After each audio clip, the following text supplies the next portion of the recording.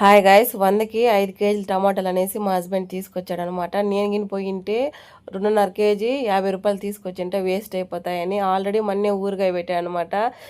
ఇంకా మన వీడియోలో టమాటా చట్నీ, టమాటా కర్రీ, కారం చట్నీ వస్తూ ఉంటుంది. టమాటాలు అయిపోయేదాకా దోసకి, చపాతీకి, ఇడ్లీకి టమాటా కర్రీ బాగానే ఉంటుంది. ఫాస్ట్గా అయిపోయేది కూడా అంటే అదే అనమాట. ఇంకా రైస్ నిహాల్కి ఇట్లా కలిపిచ్చేస్తే వాడు ఈజీగా తినేస్తాడు. జాను అయితే కర్రీ లాగే తీసుకెళ్తుంది. క్యారెట్, బీట్రూట్ కాదు బీన్స్ నైటే కట్ చేసి ఫ్రిడ్జ్లో పెట్టి మార్నింగ్ కుక్కర్లో ఒక విజిల్ పెట్టేశాను అనమాట. సన్నగా కట్ చేసి కర్రీలాగా చేస్తామంటే నిహాల్ తింటాడు.